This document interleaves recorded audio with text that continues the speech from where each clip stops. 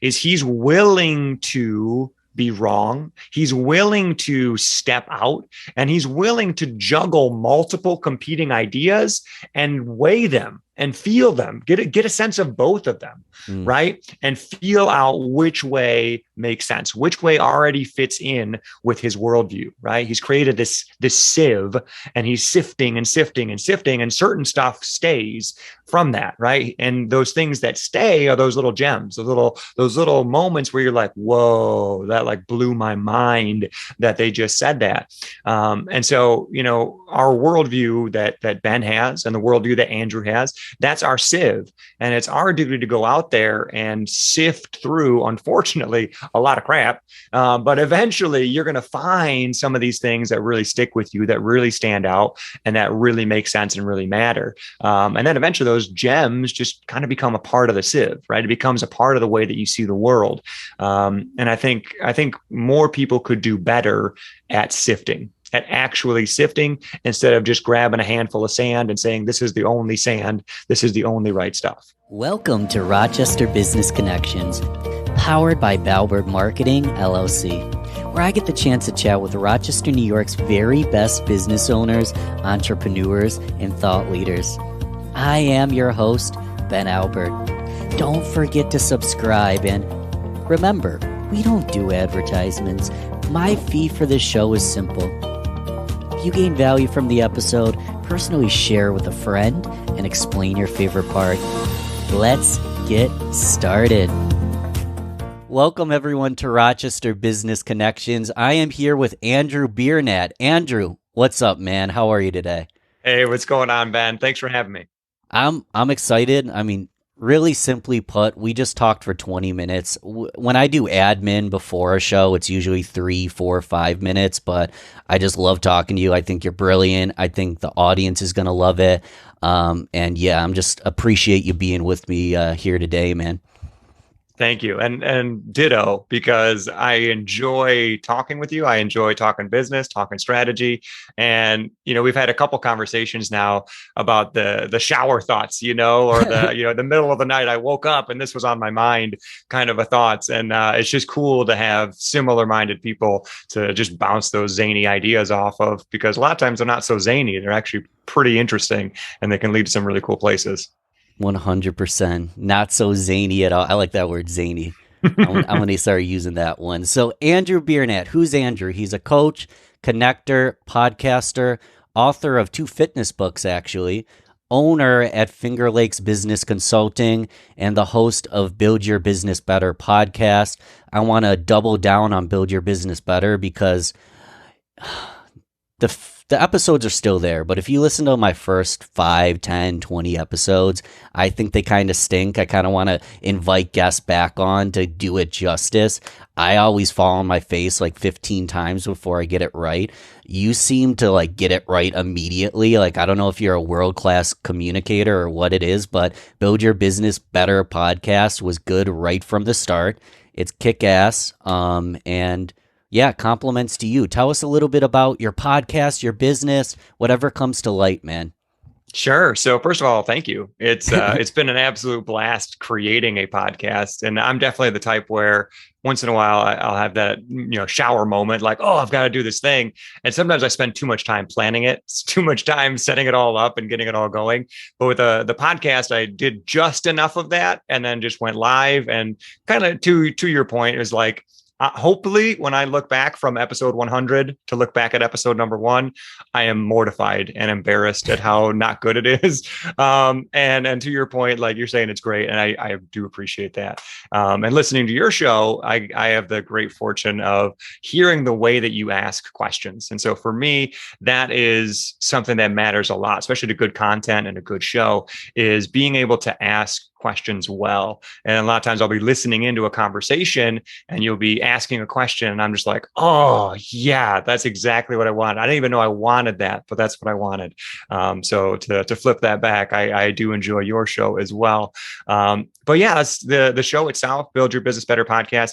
It's really focused on business owners or business leaders, upper level managers, people who have some level of autonomy and control in a business situation. You get to make some strategic decisions. You have some tactical stuff that you're doing, but you have some power, you have some control, and your thoughts, your ideas, and things that come to you can actually make an impact in your business life and business world. So the goal is to bring in other people who are experts in their field and who know maybe a little bit more than I do, and they can share on that. And my job as a podcast host, just like your job is to tease that out. Is the gems of knowledge are already within these people, and it's our duty to bring that out for ourselves and for other people. I feel like as a host, I'm hopefully learning more than even my guests are, or the audience is, as they're listening in, because it's truly amazing some of the people that we get to chat with, that we get to talk to, and the ideas that they have and that they get to share. It's funny. It's fun talking to you because I feel like it's like a mirror of some of my beliefs. Like you get to tease out these incredible insights from these brilliant people. And where'd you get the idea, man? Like, why'd you start a podcast? Why are you so pumped up about business? I mean, I just saw Dune. My roommate loves Dune. He's read every book 3 times. I had never even opened Dune. The movie was great, but I'm obsessed with business and podcasting and these weird niche things. Like, why is this a passion of yours? Where'd you get your start? How were you introduced? Anything like that? Sure, I'll go at it 2 ways. One is the idea of a podcast, and then the other point I'll dive into is my passion for business. Mm. So the first point is Tim Ferriss was a pioneer with the whole podcasting, and seeing his couple books that he came out with, Tribe of Mentors and whatever the other one was, came out very similar timing, but basically this gigantic book of like amazing people, right? And you're like, dude, how do you get like a Rolodex like that? Like how do you meet this many? There it is. Yeah, Tools of Titans. Tools of Titans. I think it's 5,000 pages. Yeah. Yeah. And you're like, you just look at like the guest list in this book, and it's like the who's who of every single arena from sports to business to all other places. And it's like, wow, that's incredible. But you look at the type of person that Tim Ferriss is. He's got this quest and this hunger, this deep hunger for learning, right? He's got this desire to improve himself, and he's created a business empire around that. And what really occurred to me was that it's the format of the show that allows that to happen. Because you can create a podcast around any number of things, right? You can create a podcast where you just have a guest come on and they just do a monologue. You can have a podcast where it's you just talking. There's a lot of different formats you can do. You can do it story based. You can just do workshop based. You can do a lot with a podcast, but the interview style itself lends itself to, number one, networking and network building. And number two, it lends itself to a really deep richness where you get to follow your own excitement. You get to follow your own quest for knowledge, your own quest for improvement. And that reflects itself through the questions that you ask, from the guests that you can bring in. All of that can come right from your own show. And so for me, I'm a very growth-minded individual. I like improving myself, and I like getting better. And part of that is business. I went to business school, and I went through Finger Lakes Community College, and then I went to University of Buffalo. And it's just something that's very fascinating. I can read about it all day, and I tend to research and learn and read and listen. It shows up all over the place. And I spent 8 years as a personal trainer. And at the start of my personal training career, I spent a lot of time, learning about personal training, the human body, food and how that impacts exercise and what types of exercise to do and all that. It goes on forever. And the depth of knowledge that you can acquire there is insane. It's absolutely absurd how much you could learn about the human body. But once I had enough functional knowledge, once I had a great idea where I could, talk about the human body and exercise for a couple hours without stopping, once I had that base of knowledge, I I kind of lost my fire to dive deeper. Mm. And it wasn't until, a couple years later when I'm, looking at my reading list, what is it that I'm reading? What is it that I'm listening to? What is it that I'm doing? And it's all business. It was all personal growth. It was all those type of books and podcasts and YouTube videos and documentaries, right? That's what was showing up. And I'm going to these fitness conferences and stuff, and I'm talking to these other fitness professionals, and they're talking about the new hot trends. They're talking about all this other stuff.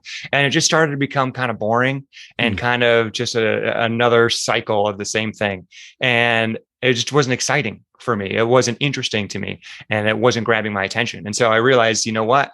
I like the business aspect of what I'm doing. And I'm fortunate that I was in a small business. So I had plenty of opportunity to be an intrapreneur within that fitness business. So that's where I wrote 2 fitness books, created a course, helped create like an online library of workout videos. Like it was a blast. I got to exercise some of that business and entrepreneurial muscle, but it wasn't everything that I was doing. I was very much delivering a fitness service. That's what it was all based around. Mm-hmm. And for me, the fitness service wasn't something I wanted to continue doing. I still love exercise and fitness, love all the people that I've met through that, but it wasn't going to be my forever thing. And so over the COVID break, as I like to call it, yes. I had a lot of chance to reflect. I think many people had that same opportunity. And that's why we're seeing so much movement, so much action in the job market, is I think a lot of people reconsidered. They rethought about what mattered, what they wanted, and then how they were going to get what they wanted. And so we were very much in an employee-led marketplace now, where more and more people are saying, well, here's what I want from my work, and I'm expecting to get that. And if I can't get that from you, I'm going to go somewhere else where I can. And for me, I was like, okay, so I'm not getting these certain things, or at least enough of them, from my fitness career. Where is it that I can find that? Where is it that I can do that?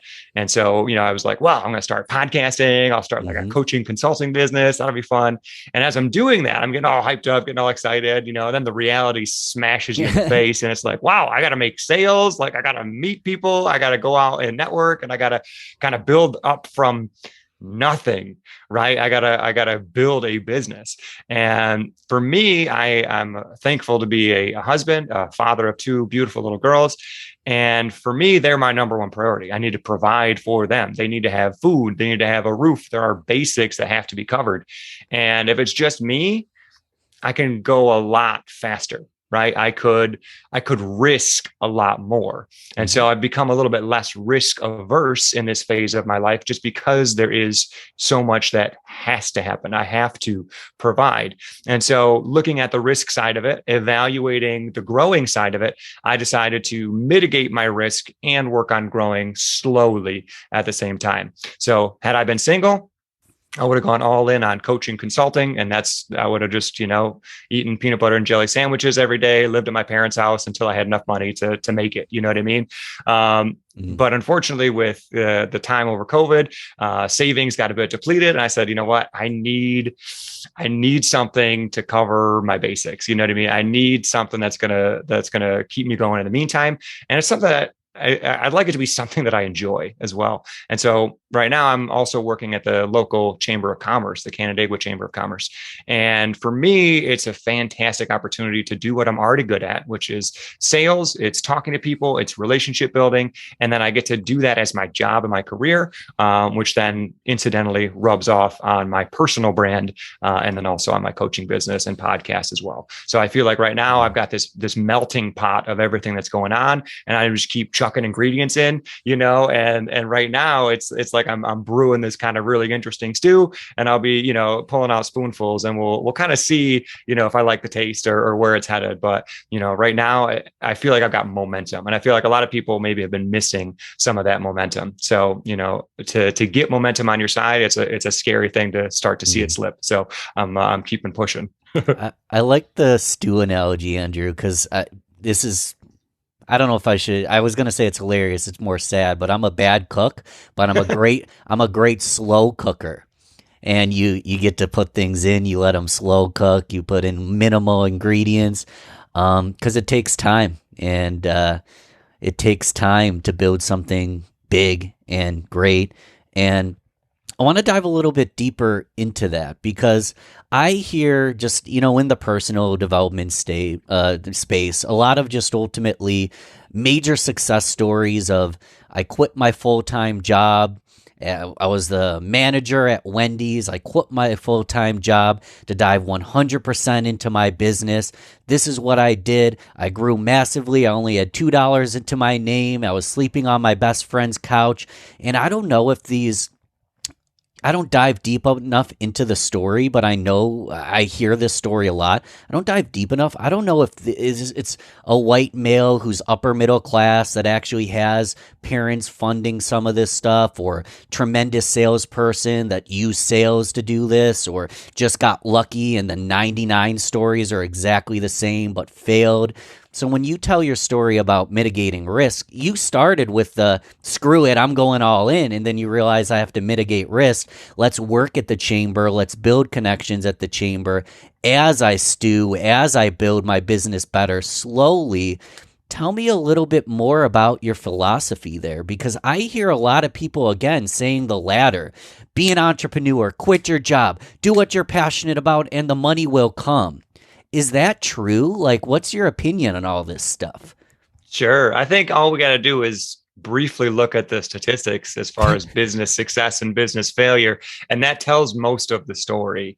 I'm not going to quote the statistics, I don't remember them offhand, but it's not good. It's bleak for starting a business. Your chances of success a year out is not very good. At 5 years out, very much not good. 10 years out, not good at all. So, your chance of success is low.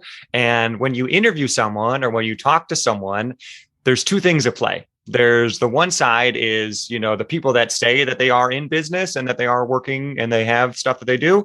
They're the survivors, right? It's like, oh, well, back in my day, we didn't have seatbelts, we drove in the back of the pickup truck. It's like, I mean, yeah, you can talk about that, but the people that got bounced out of the pickup truck and didn't make it, they're not here to tell the story.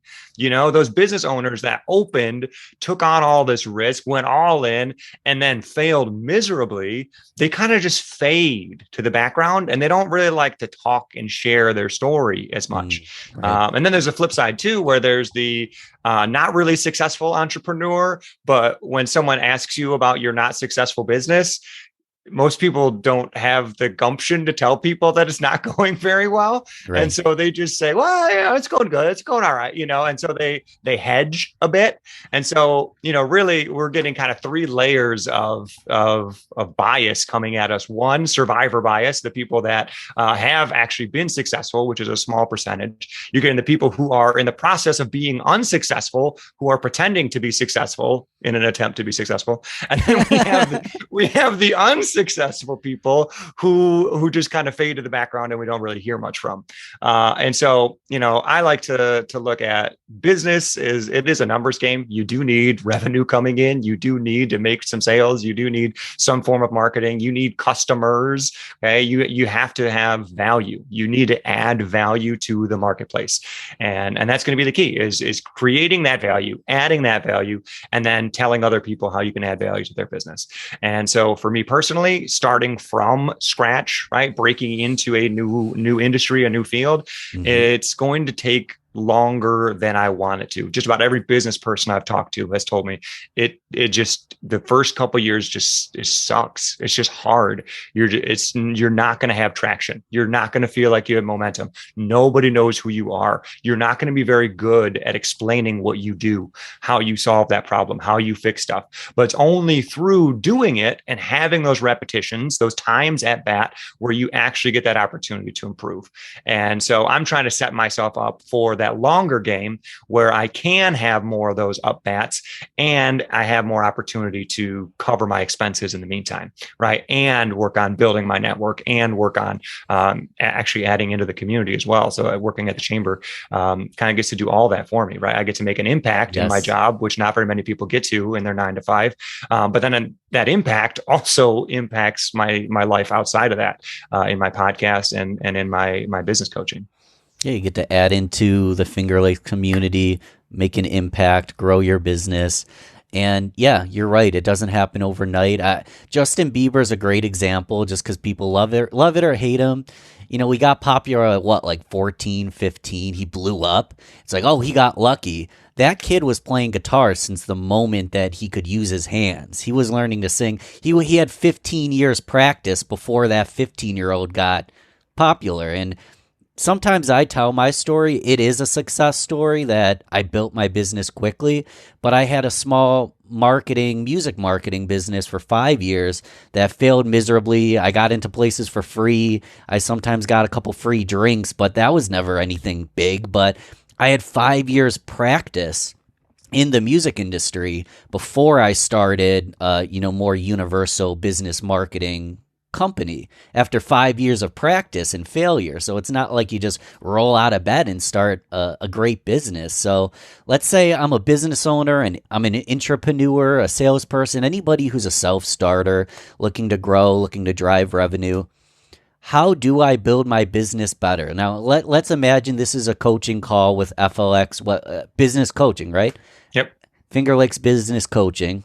It's a coaching call.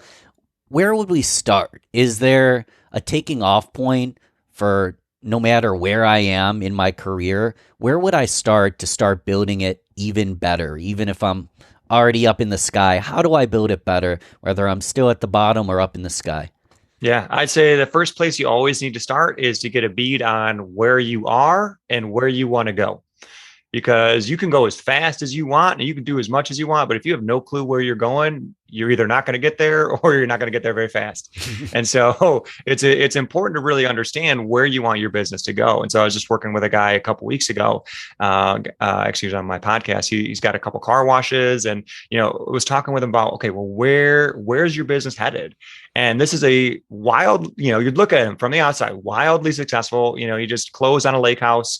He's got the dream. He's got this cool job. He gets to work with people that he loves. He's building this business. He's adding a new location every year or so. Oh, wow. It's growing. It's huge. Yeah. And it's not like it's not capital intensive. Like it takes a lot to do this.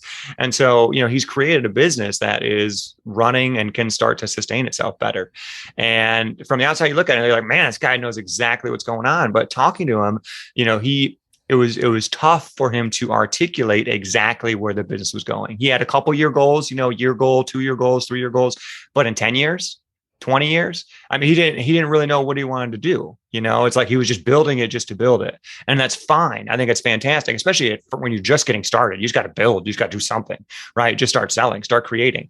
But at a certain point, you got to really evaluate and you got to say, well, what do I want? Do I want to stay small? Do I want to build a nice, strong, solid business where it's just me and I just rock it and that's everything, right? Or do I want to bring on employees to support what I do, to kind of expand this mission, to build something bigger than myself? Do I want to be strongly associated with charity work? Do I want to add into my community more? All of these factors are very important because if you don't know where you're going, it's hard to get anywhere. You're going to distract your own self with stuff that's not worthwhile, things that are not going to get you what you want. And it's only later that you're going to look back and you're going to say, man, that project was a failure. Well, why was it a failure? Well, it's because it didn't fit in with the secret mission that I hadn't articulated yet, And so I think for a lot of people, just defining where you're going, right? I'm going to build a giant multinational company. Fantastic, right? That's what Sam Walton did. Okay. He set up his company knowing that it was going to be huge. And he set up the estate taxes and everything to work in such a way that he saved his family billions of dollars after he passed because of the way that he built his business and the way that he set things up. He had a plan for the way that he was going to do it. And so really square one is, what's your plan? What are you doing and where are you headed? What's your plan? I'm thinking of a fitness analogy. This is going to be a kind of a philosophical question, but I want to give a taking off point. I've noticed in fitness and the health industry, there's multiple different, there's a million philosophies, right? But I focus in on two philosophies. You need to follow a diet, you count calories, you pay attention to what's in and out of your body. This is very strict. You need to have SMART goals. You need to have a strict plan. The other end is, as long as it's healthy, You don't have to count calories. Don't worry about it. Don't follow a strict diet. Just eat healthy foods. Eat fresh foods. Eat organic foods. Eat healthy foods. Don't worry about the calories. Just be active. You'll be happier that way. Is there a balance between the two? How does this correlate? Like in business, should I have SMART goals? Should I have a 5-10 year plan? Or is it okay just to be holistic and have intuition that what I'm doing is right? Do I need a balance? What's your philosophy? Because I find I'm more on the holistic end. I don't have a 5-year plan. I just know that if I'm moving in the right direction, I'm getting closer. And if someone says you went the wrong way, I just turn the next direction. But am I missing out on something bigger by having that kind of soft, holistic, kind of hippie mentality on things? No, you bring, and that's actually fantastic that you relate this to fitness, because this is something that I saw a lot, and it happened a lot when I would weigh people in. So in my fitness career, I would teach boot camp classes, and then anywhere from 10 to 20 people per class, and they're signed up for the month. And so what we would do each day is they would weigh in at the scale, and I would just record it. The goal wasn't to see if they were up, see if they were down. The goal was just to collect data, just to see over time, where is your weight headed? Okay. The majority of people in our program were looking to lose weight. And so with that, they would step on the scale, and they would often bring up a conversation. They would say, things aren't going well. It's not moving. What's going on, scale? And they're blaming the scale, this external measurement of what's happening. And, I'd ask questions. Well, okay, well, what are you doing? Well, what do you mean? What am I doing? Well, what are you doing differently? You want a different result, right? So what are you doing differently to get that different result? Oh, I don't know. I'm eating healthy. I'm like, oh, okay, you're eating healthy. That's good. But analyzing what they believed was healthy started to open up a couple doors to saying, ooh, I don't think we consider that healthy. You know what I mean? I don't think that type, I don't think, gluten-free pasta is necessarily that much healthier than pasta with gluten in it when it comes to a calorie and nutritional perspective, right? It's not bringing that much more impact to your body. But there's a lot that can get confusing when it comes to healthy lifestyle and healthy behavior. And to flip that over to the business side, if you're coming into business and you don't know much, or you're still learning, or you're in that process of figuring stuff out, it's very easy to kind of be that kind of bohemian, like, it's just going to be great, man. And a lot of that can get you derailed. So tying back to fitness, I would see people that would just like, oh, I'm just going to eat healthy. I'm just going to eat healthy. Right. And then they just get stuck. They get stuck, and they're like, I'm eating all the right stuff. Why aren't I losing weight? And it's like, well, yeah, maybe you're eating all the right stuff, but it's not getting you the result that you want. So you need to eat something different. You need to change what you're doing. And it may actually be your beliefs about what is healthy. And so looking at the business perspective, what beliefs are you bringing into business that are either going to hold you back or bring you forward? Because when it comes to your business, if you have good business acumen, if you have a good business sense, you've experimented, you've tested, you've read, you've researched, you've talked to a lot of people, you've got a different base coming into it than somebody else. So what I usually recommend when it comes to fitness is that people do track, that people are aware of what they're eating. You are micro-analyzing what's happening, and you track for long enough so that you can get the experience necessary to look at something and know if it's healthy or not, to look at your workout schedule and know if that's going to get you to your goals or not. Because often you're just not well educated enough to make the call on what the right decision is. And so learning that way, by setting goals, by analyzing, by studying, by watching your food, watching what happens, all those things teach you how to be a healthier person. And then once you know how to be a healthier person, the amount of check-ins that you need to do after that become less and less impactful, right? Counting calories after you already know what's healthy isn't as big a deal anymore, unless you notice things start to slip. And so, tying that to a business sense, if someone's brand new in business, I would not recommend just winging it, right? You mentioned that you have a decent amount of experience. You've done stuff, you've experimented, you have a feel for what's going on. And so being a little bit more loose, I wouldn't say is necessarily a bad thing. But for someone maybe who doesn't have any of that experience, for someone who's always just worked for somebody else, who doesn't really know how to market or how to make sales or how how to acquire customers, right? For people that are new in that sphere of things, I would strongly recommend you get some mentors, you find some peers, you have some hard goals, and you talk to those people that are going to push you to level up your game. Because if you don't have that, you'll run into what a lot of people run into when they're trying to lose weight. You're just going to get stuck. And in business, if you get stuck, you start to go hungry. And when you start to go hungry long enough, you start to look for a way out. You start to look for an alternative solution. And oftentimes that means working for somebody else. Not that there's anything wrong with it, but if you have that entrepreneurial spark, it can really hurt. It can hurt real bad. So my encouragement for those that are brand new in business, you need to build up that business acumen. You need to build up that business muscle in order to be a little more free flowing. But in the same token, I think having minor goals or at least a direction that you're heading is important. Like for you, Ben, you may not be able to articulate your direction clearly right now, but I guarantee you have a pretty good idea where you're headed in the next 5 years, in the next 10 years. You're trying to build something, based on our conversations. You're not just, I'm just going to do a podcast, I'm just going to do this, right? No, you're building towards something. There is a master plan. There is somewhere that you're going. Oh, it's tremendously encouraging for anyone, Andrew. And for Ben Albert, I'm a lifestyle guy, so I'm focused on how can my business and my lifestyle intertwine where it's not work-life balance. I actually got this from Linda Healer's podcast, Normal Lies. One of her guests called it a work-life blend. How can I blend the two where I'm happy at work and I'm enjoying myself and enjoying my growth? I love how you're talking about how learning the craft and having a plan, because the vision in my head is like, I'm a big music guy, so I'm imagining that guitar player in that huge stage with all the lights, and it's an improv. They jam a little bit. He's in the middle of a solo, and he's hitting all the right notes, and it's perfect. And 20 years later, people are going to listen to this live recording and be like, listen to the time when Andrew did this at 4 minutes in.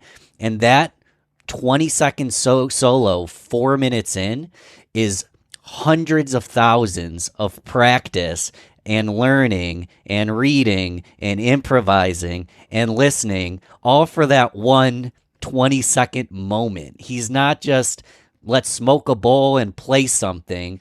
There is so much work that went into that 20-second moment in that solo, but you got to put in the work. So you mentioned, sometimes people feel stuck.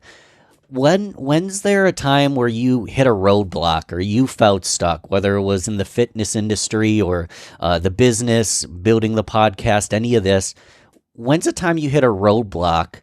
How did it feel maybe? And what was your first step? Like, how did you get out of that issue, that situation you were in? Sure. And I'll relate this back to, actually, I'll go even further back. When I first came out of college was at the end of the Great Recession, and it was tough to get an interview. It was even tougher to get a job. And I came out of college with one job offer. And it was the job that I had used as like my experiment. I was like, well, I just need some experience going to interviews, so I'll just show up and wing it and see what happens. And apparently, because I was so relaxed about it, I did really well. And so I got that job offer. Whereas some of the other jobs that I was like really nervous about and really wanted, I did horrible. So it was just kind of funny the way the human mind can do stuff. And so I ended up at this job in sales, and I don't mind sales if it's for the right type of thing. In this case, it was the wrong type of thing. So for me, I was selling a product that I did not believe in. And it was very, very difficult. And at the time, I wasn't emotionally mature enough to recognize what was happening. And so I ended up going down a very, very, very dark road, to the point where, I was abusing alcohol quite frequently. It felt like it was always dark because I was just always staying up so late and waking up so late that, like the day would go away. Yes. And so I also lived in Buffalo at the time, and, we live in upstate New York, and it's just kind of dark here anyway. But, it was just a dark, dark time in my life. And so you wake up, just smoke from the buildings, tired. Yeah. So it was just tough. And so I was there for 2 years, Mm. and I did not make any decisions. I just put everything off. Whether I had like a car repair that needed to happen, I would just put it off until my car stopped working. When I had like issues at work, I would just like not make the phone calls until like it was like a crisis. And so that just became my life. And eventually, that work environment didn't work, and I had to move on, and I didn't have the guts to move on my own. So the company I worked for was kind enough to help me move on.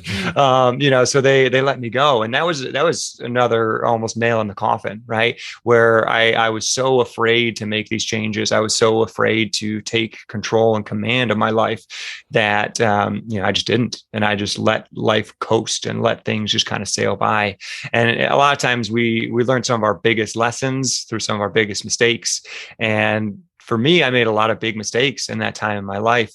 And it was only through then starting to experiment and test and try again that I started finding some growth and some traction. And that's actually when I made the career switch from sales into being a personal trainer.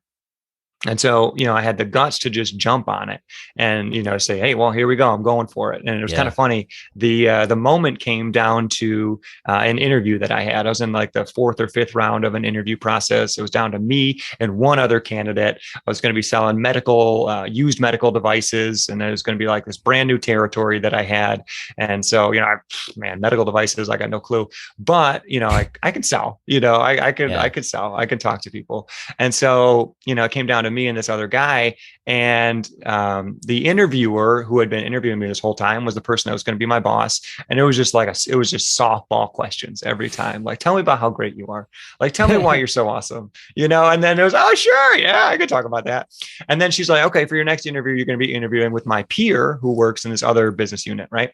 And so I interview with her peer, and this lady was brutal, like absolutely brutal. And so everything that I said or everything that I did, she just downplayed. She was like, it's not really all that convincing, or okay.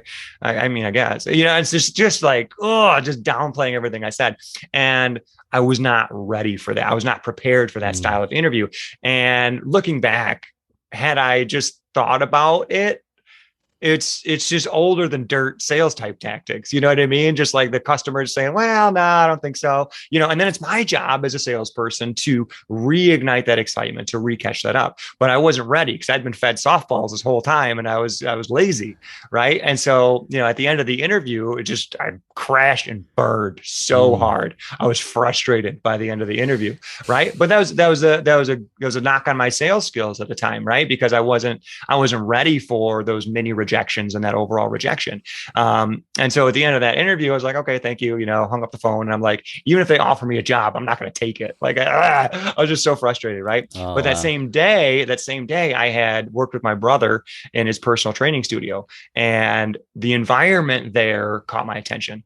And seeing people that were not only excited to exercise at 5 o'clock in the morning, but were nice and were kind and were generous, and like just making that connection, especially coming from where I just was in like a time of real darkness and like real challenge. I was like, holy cow, like this is like night and day difference. And so, trying to kind of look back on my career and look back on things that I've done, a lot of times it's those mistakes that become pivotal turning points that can really become the next jumping point.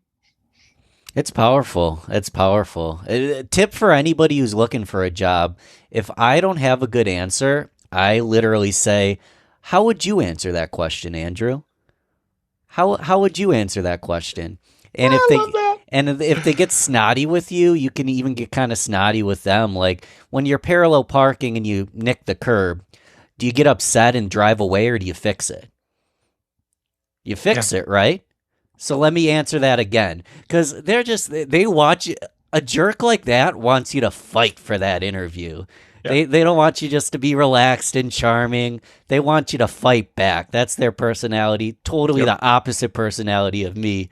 But I say all this now talking to you. in that interview, I probably would have caved, man. That Yeah. sounds rough. Yeah, it was absolutely brutal, right? But going back, if I was to do that interview again, I would go in strategically, right? They made a strategic choice to change interviewers, right? It's going to be a person that I don't work with regularly, so if it creates ill will, it's not that big a deal, okay? And so I can go into that interview right now knowing that, like, ooh, this is probably going to be a tough one, right? This is one of the last interviews. They're going to try and prove why I shouldn't have the job. Everything up until now has been trying to prove why I should be the candidate, why I am the right person. Now they're trying to see why I'm the wrong person.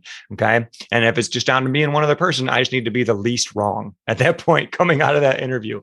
Right. And so just looking at it from a broader strategy perspective, just understanding an interview process better. Hopefully maybe people that are interviewing out there that are listening, take that away from this. Right. At first, they're just making sure that you can do all the right stuff, that you're great. And then once you get real far, they're trying to see where you crack, where you break, and where the flaws are. And so it's your job to just patch up the flaws as best you can and just kind of present yourself as you are. Brutal, man. You got to patch it up though. You got to get through. So you and I are going to record an episode for your show, Build Your Business Better podcast. So I'm going to pin this now. We're going to go rapid fire because I want to leave time to record that.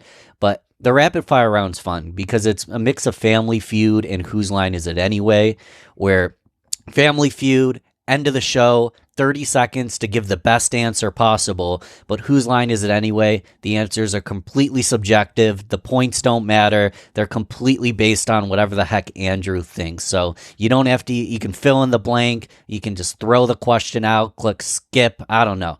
Whatever, Andrew, whatever comes to mind, first response. I'm rambling, man. Everyone who's heard this show already knows. I've said that like 10 times. But just in case you're a first-time listener, that's how it works. Yeah. All right, so coffee or tea? Green smoothies. Beer or wine? Water. I was hoping you would say green smoothies again. Cats or dogs? Kids. Mornings or evenings? Mornings. Podcast or music? Podcast. Online shopping or in person? Man, that's getting dicey. For myself, I really enjoy online shopping, but working at the chamber, I'm recognizing more and more how important in-person shopping is, especially for our local businesses. Amen to that, man. Do you eat breakfast? If so, what's your healthy go-to? Because I know you stay fit. Yeah, I eat 5 eggs every morning. Whoo, 5 eggs. How do you cook them? I usually just crack them in a pan, leave it for a few minutes, come back and like scramble it a little bit, and then it's done. So long answers accepted. 3 mentors, whether it's a podcast, a book, a personal mentor that you work with daily. Who do we want to shout out? If I were to add to my list of people to learn from, who Sure. Well, we mentioned earlier in the show, Tim Ferriss. He's got a lot of great stuff. The podcast is fantastic. He his books and his insight and just the way that he's lived his life is fascinating. It's worth studying just on a macro level of this guy that's just some guy decided to do all this stuff, and now he's an authority. He has a message he gets to spread, and so I just look at that as a kind of a gateway to what's possible. Is you can be a nobody and become somebody. You just have to meet some somebodies and you have to get to know them and you have to network and you have to grow and build your personal self. And I think a lot of that is risk-based. How much you willing to risk? How well are you willing to kind of live in fear, right? Get to the edge of that boundary. And he's a fantastic case study in that. So Tim Ferriss, I'd say, is a great one. I want to interject real quick, and then I want to hear the next two because it just randomly came to mind. But Tim Ferriss, one of the places he got his start is he was on national TV, and him and this gal, I think it was 30 seconds or 60 seconds, but they broke the record for most salsa spins in 30 seconds or something. They're just standing and just like twirling at massively fast pace. And he's not a professional dancer. He's a fitness guy, personal development, entrepreneurship. He sold vitamins online. What is he doing spinning at full speed? And it's really just a testament of wanting to be the best at everything and learning the fundamentals, because you can be good at spinning, but to break the record, you need to know the fundamentals. So that just randomly came to mind, nerding out on Tim Ferriss. Who are the other two? Maybe two people to have at the dinner table with you. Sure. So another one I would say is probably my brother. So I've been able to work with him and kind of under his leadership in the fitness industry for 8 years. And it's just great being able to bridge the gap between philosophy in business and rubber meets the road, what actually works in business. And right. he's very, very practical. He's tried lots of stuff. He's been very pie in the sky sometimes. And he's been in business for almost 15 years now. And he's got a lot of scars and he's got a lot of lessons that he's learned. And, sometimes I can get excited about, philosophical business stuff. But being able to talk with him is useful, and actually be able to apply it as well within business to see what actually works and what's actually going to get results. So he's been a great mentor in that sense, and he's fantastic. He's also my brother. So I've been very lucky there. And a third one. I'm trying to think. I think Live or Dead. That's actually really good too. I'll go alive. I think Joe Rogan. Joe Rogan's another one, just another podcaster, another guy that has created something, right? Started on Fear Factor, then got into something he was passionate about, which was, fighting and the physical condition and, just martial arts in general. And, he then built that into this kind of gigantic worldwide reach type of a forum where he just talks to interesting people and has interesting conversations that go on for hours. And, you look at like who would have thought like Joe Rogan, this random dude from X Factor, it's like, imagine where the people from like Entertainment Tonight, in the late 90s, like where'd they end up, but like, Joe Rogan, like was just one of those random guys, just got this cool shot at doing Fear Factor, but then kind of followed his passions and followed what was interesting and what was exciting. And so for me, I take a lot away from that in following what's exciting and following what I enjoy. And then I can take that and learn from it and then apply it and grow and provide value to other people as well as I do that. Yeah, following what you enjoy. I like that. I mean, Joe Rogan, he talks about mixed martial arts, comedy, fitness, psychedelics. Like, it's just a guy with a lot of interests. Yeah. Well, then you can talk about politics, and then he'll dive into talking about viruses, and he'll talk like he's just the breadth of knowledge he has is fantastic. But I think what's most important, and really my biggest takeaway in just watching and listening to him, is he knows what he knows and he knows what he doesn't know. And he's also keenly aware of what other people know and what other people don't know. And he's not afraid to call people out on when they start trying to blend that line a little bit. And that's what makes it entertaining, but that's what makes it educational as well, is that and I feel like this is something that's missing today from a lot of people, is he's willing to be wrong. He's willing to step out, and he's willing to juggle multiple competing ideas and weigh them and feel them, get a sense of both of them, right? And feel out which way makes sense, which way already fits in with his worldview, right? He's created this sieve, and he's sifting and sifting and sifting, and certain stuff stays from that, right? And those things that stay are those little gems, those little moments where you're like, whoa, that like blew my mind that they just said that. And so, our worldview that Ben has and the worldview that Andrew has, That's our sieve. And it's our duty to go out there and sift through, unfortunately, a lot of crap. But eventually you're going to find some of these things that really stick with you, that really stand out, and that really make sense and really matter. And then eventually those gems just kind of become a part of the sieve, right? It becomes a part of the way that you see the world.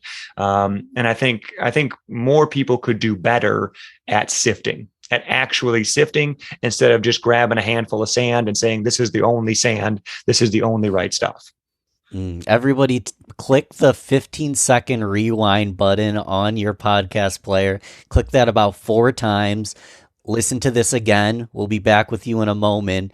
So, Andrew, ultimately, how do people get in touch? Let's say work with you on a business, friend, build a relationship with you. Should I connect on Facebook, LinkedIn, Twitter?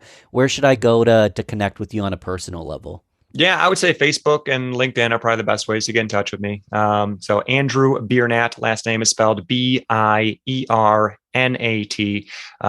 Again, you can find me, chat with me. I'm kind of an open book. I'm not looking to sell or pitch. I'm just looking to grow and improve.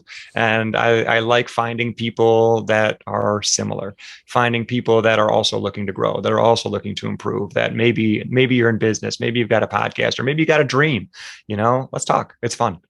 Let's say I want to stalk you and listen to your podcast. What would I expect from Build Your Business? Well, what are the conversations like? Why should I subscribe? Sure. So my goal in the Build Your Business Better podcast is to get some stories, right? To hear some war stories, but also to get some tangible, actionable things that you can do. So as a small business person, or even as a person in a larger business, if you're, a manager, middle manager, or in the C-suite, there's going to be takeaways that you can have. Even if it's only 1 or 2 gems, there's going to be a lot of value in each episode that's going to kind of push you to be better at what you do. We cover stuff from HR to sales, to personal development, to branding, to everything in between. So the topics range a lot. And so I recommend just trying to find one that seems like it resonates with you, and then just kind of jump in on that episode. I always try and find guests that can articulate their points really well and can share their depth of knowledge. Andrew, thank you for coming on the show. We're going to record an episode for your show, so go subscribe to Build Your Business Better.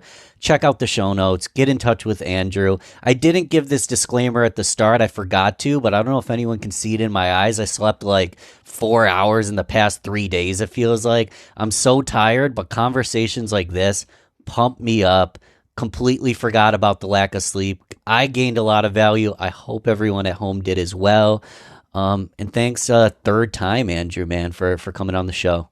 And Ben, thanks for having me. It's a true honor. And, to all your listeners and all your guests, thank you for listening. This is a great podcast, and he does a lot of work to make sure that you guys get nothing but the best. Thanks for listening to Rochester Business Connections. Don't forget to share this, rate, and comment on your favorite platform. You can also email me, ben@balbertmarketing.com. Let's connect soon. Until then, keep thriving, everyone.